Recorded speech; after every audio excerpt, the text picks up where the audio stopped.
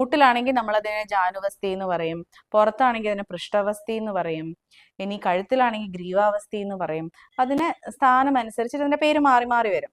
Low back ഏക്ക് കാരണം വല്ലാതെ ബുദ്ധിമുട്ടുന്ന ആളാണോ നിങ്ങൾ? ചിലപ്പോൾ അത് സിമ്പിൾ മസിൽ സ്ട്രെയിൻ ആയിരിക്കാം, അല്ലെങ്കിൽ ഡിസ്ക് ഇഷ്യൂസ് ആവാം, ലംബാർ സ്പോണ്ടലൈറ്റിസ് ആവാം, എന്തെങ്കിലും ഡീജനറേറ്റീവ് ഡിസീസിന്റെ ഭാഗമായിട്ടൊക്കെ അത് വരാം. ആയുർവേദത്തിൽ നമ്മൾ ഇതിനെ ലോക്കലൈസ്ഡ് വസ്തി എന്നാണ് പറയാറ്. വസ്തി എന്ന് പറഞ്ഞാൽ നമ്മുടെ ശരീരത്തിന്റെ ഏതെങ്കിലും ഒരു ഭാഗത്ത് ഓയിൽ റിറ്റെയിൻ ചെയ്ത് നിർത്തുക എന്നാണ് അതിന്റെ അർത്ഥം. ഇതൊരു എക്സ്റ്റേണൽ തെറാപ്പിയാണ്. മറ്റ് പഞ്ചകർമ്മ തെറാപ്പി എന്നൊക്കെ ഭയങ്കര ഡിഫറെന്റ് ആയിട്ടുള്ള ഒരു തെറാപ്പിയാണ്. ഉഴുന്ന് മാവ് കൊണ്ട് നമ്മളൊരു ഡോ ഉണ്ടാക്കുന്നു, ഒരു റിങ് പ്രിപ്പയർ ചെയ്യുന്നു, ബോഡി പാർട്ടിന്റെ ഷേപ്പ് അനുസരിച്ചിട്ട് നമ്മളത് അവിടെ അപ്ലൈ ചെയ്യും. ശരീരത്തിന്റെ ഏത് ഭാഗത്താണ് നമ്മളിത് അപ്ലൈ ചെയ്യുന്നത് അതിനനുസരിച്ച് ഇതിന്റെ പേരും മാറ്റും.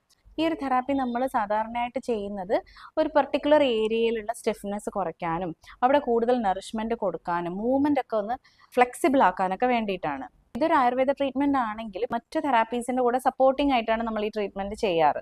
അപ്പോൾ നിങ്ങൾ ഏത് പ്രായത്തിലുള്ള ആളായാലും ശരി, നിങ്ങളുടെ ഹെൽത്തി ജോയിൻസിനും സ്പൈനിനും ഒക്കെ വേണ്ടിയിട്ട് നിങ്ങൾക്ക് ഇത് ചെയ്യാവുന്നതാണ്. അതിന്റെ സപ്പോർട്ട് നിങ്ങൾ ആഗ്രഹിക്കുന്നുണ്ടെങ്കിൽ തീർച്ചയായിട്ടും നിങ്ങൾക്ക് താഴെ കാണുന്ന നമ്പറിൽ കോൺടാക്ട് ചെയ്യാം.